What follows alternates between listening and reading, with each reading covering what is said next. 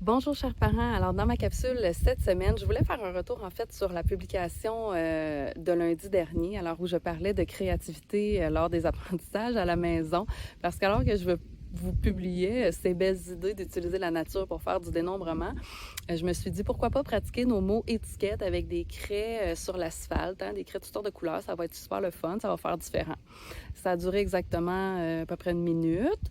On faisait beaucoup d'autres choses que de travailler nos mots étiquettes, alors il a fallu revenir. On est revenu à la table de cuisine, alors avec les étiquettes en papier, parce que ça ne fonctionnait pas. Alors oui, des fois, en tant que parent, on utilise notre créativité, mais bon, il faut se rendre à l'évidence que quand c'est notre propre enfant, ce n'est pas toujours évident. On n'est pas, en tant que parent, on n'est pas prof dans la vie, hein?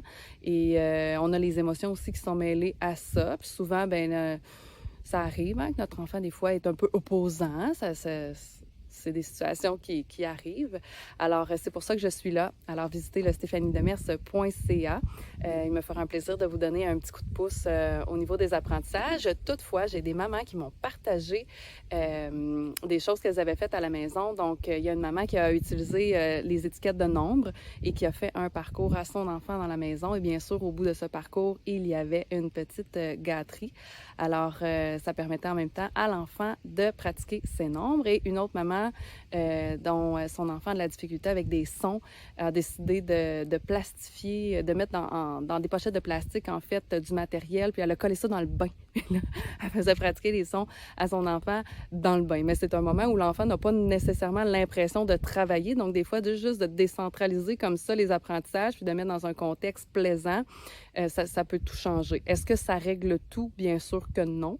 Alors, il y a des enfants qui ont des plus grands défis et ça demande souvent un soutien plus particulier. Alors, voilà, et je suis là pour ça. Je suis votre partenaire de réussite, alors n'hésitez pas à me contacter info@stéphaniedemers.ca.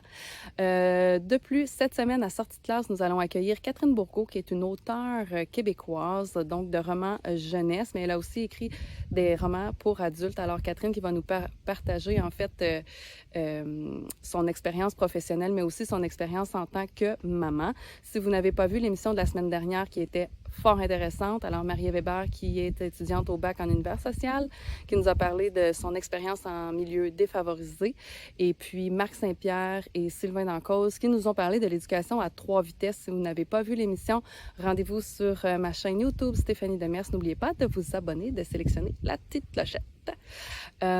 Ludoka.ca/sortie de classe pour l'émission de mercredi soir, 20h. Soyez-y. Ça sera encore une fois très intéressant.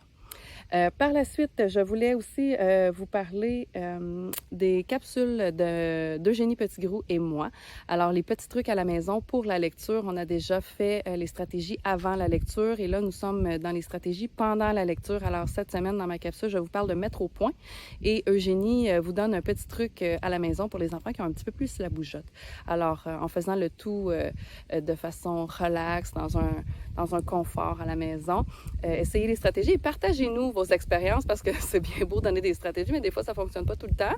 Alors, gênez-vous pas pour nous partager vos expériences. Écrivez-nous en privé ou écrivez-nous dans les commentaires de la vidéo. Alors, sur ce, chers parents, restez à l'affût parce que prochainement, je vous partage un outil mathématique qui permet d'organiser le dénombrement et c'est un outil qui est en fait primordial pour la base 10, hein, pour faire le sens du nombre. Alors, restez à l'affût et je vous souhaite là-dessus une bonne semaine. Bye bye.